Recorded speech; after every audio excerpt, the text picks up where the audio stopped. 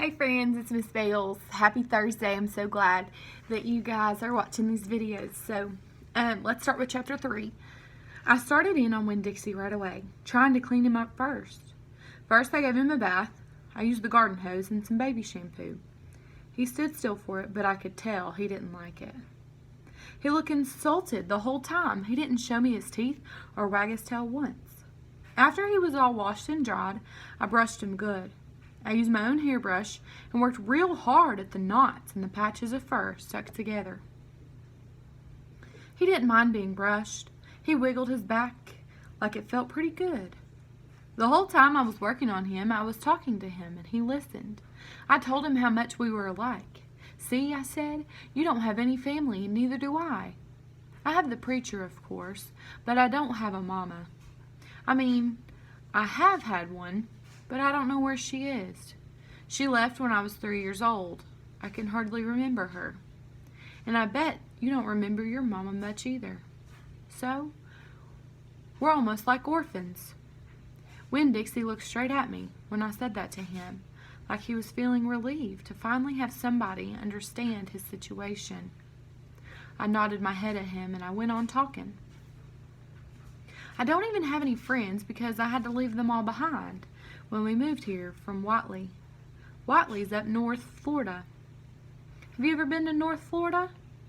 Winn-Dixie looked down at the ground like he was trying to remember if he had. "You know what," I said, "ever since we've moved here, I've been thinking about my mama extra hard, more than I ever did when I was in Whitley."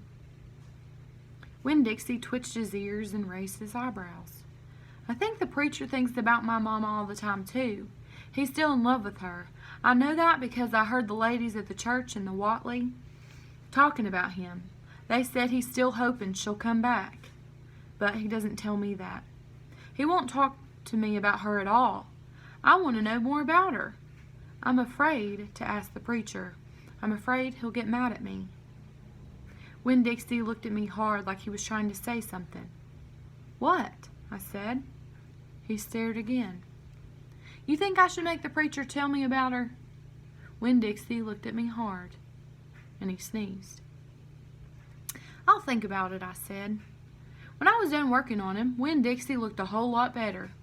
He still had his bald spots, but the fur that he did have cleaned up nice. He was all shiny and soft. You could still see his ribs, but I intended to feed him good, and that would take care of that. I couldn't do anything about his crooked yellow teeth because he got into a sneezing fit every time I started brushing them with my toothbrush. And finally I had to give up. But for the most part he looked a whole lot better. And so I took him into the trailer and showed him to the preacher. "Daddy," I said. He said. He was working on a sermon and kind of muttering to himself. "Daddy, I wanted to show you the new Winn-Dixie." The preacher put down his pencil and rubbed his nose, and finally he looked up.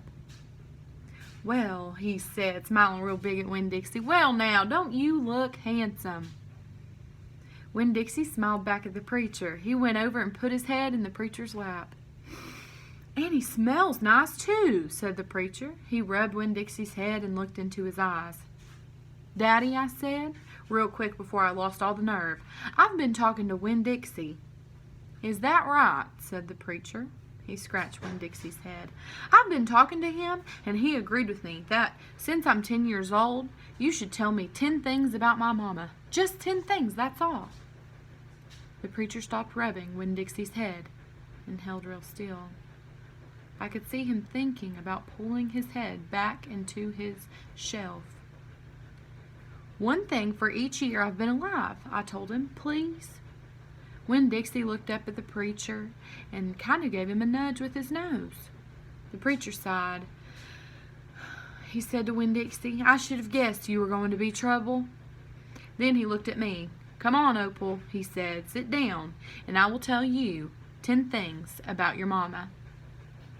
And that was chapter 3.